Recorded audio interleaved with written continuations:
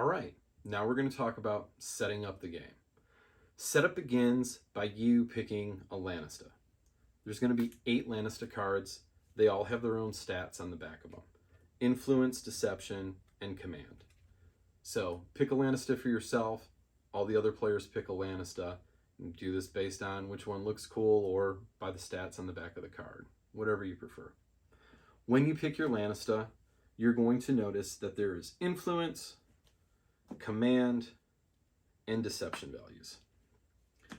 So let me tell you a little bit about these values and what they are. Deception. When you are playing Nexus, you're essentially commanding your Helot. You're on your Airy, floating up above the fight, yelling down commands to your Helot. You always have 6 command points to spend, but those have to be divided between movement and action commands. You're going to be rolling a ratio die to determine how those are going to be broken up. For example, I rolled a 3. Well, that's pretty easy math. That means 3 actions, 3 movement commands, okay? But let's say I were to roll a 2. That means I could do 2 actions and 4 movements, or I could do 4 actions and 2 movement. It's completely up to me how I want to do that, unless one of the opposing Lannistas uses a deception token. If they use a deception token, then they get to decide how I'm going to use my ratio die to spend my command points.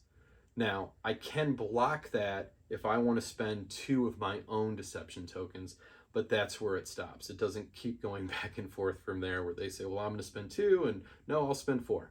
That's it. 1 deception to use a deception, 2 deception to block a deception. So now let's talk about command tokens. Command tokens are extra command points that you can spend however you want. Let's say I needed 1 more action point to do an attack. Well, I can spend a command token to give myself that extra action point. Same thing with movement. Let's say I needed to rotate before I could attack somebody and I was out of movement points. I could spend 1 more command token to get an extra movement. Last, we have that influence value, and that correlates to these influence cards. Influence cards are distributed evenly among all Lannistas in the bout. Your influence value lets you know how many of these cards you actually get to keep before the bout begins. The rest of the cards that are in your hand you're going to take and you're going to discard them.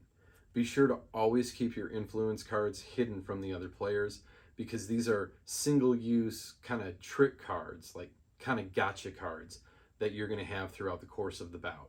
You don't want anybody to know what's in your hand and what you might potentially use against them. Next, you're going to select your Helot. Your Helot is going to have its own miniature as well as its own card. Now, your miniature is going to be placed on the board in the leftmost square on your side of the arena. The card is going to have 3 different things on it: trait bonuses, unique trait abilities, and a unique ability specific to your particular Helot. Trait bonuses. Right here is your trait counter on your Airy command panel. And each one of these dies are going to be set to 0 at the beginning of the bout. What you are now going to do is you're going to look at the trait bonuses for your Helot, and you're going to change all those values here to a 1. Your unique trait abilities. You're going to be able to spend your trait bonus values throughout the course of the fight on different special moves for your Helot. These are going to accumulate. What you see here are trait abilities that are unique just to your Helot, and you're going to find a description of what that ability does, as well as the cost, the trait cost for that ability on the back of these cards. Lastly, you have that unique Helot ability. This is something unique just to the Helot. For example, the Supremacist is handsy, which means he only has to spend 1 action point to grapple an opponent. Now, you're going to want to set up your Helot's health. All Helots have the same health. We'll go over that a little bit later. Once you've selected your Lanista and you've selected your Helot, it's time to set up the board. There's different ways to set up the board. The most common is you just pick a schematic out of the rules manual and you put everything where that schematic tells you to place it.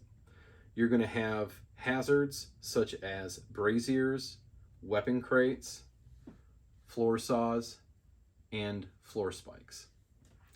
You've also got tiles, guts tiles and blood tiles. You're going to place all of these on the board according to what it says in the schematic. Now, feel free to create your own barge arenas and place these wherever you want. There's really no wrong way to have fun, and it really increases the playability for you to be able to come up with your own arrangements of how you want these hazards and obstacles laid out, as well as what hazards and obstacles you even want involved in your bout. One thing that I do want to talk about real quickly while we're talking about setting up the board are RPOs, randomly placed objects. You'll notice your board is numbered from 1 to 8 on each side. One side's orange, one side's green. You're also going to notice that you have 2 8-sided dice. One of them's orange, one of them's green. So, when you're placing a randomly placed object, you're going to roll both of the 8-sided dice, you're going to look at the values, and you're going to coordinate them to the same color on the board. So, I happened to roll a 3 and a 3. So I place the object right here where this column is. So each object that has RPO has different rules for what to do if that square is already occupied, or if it's occupied by a hellet or an obstacle or another hazard, etc. But long story short, that's what RPO is and how RPO works.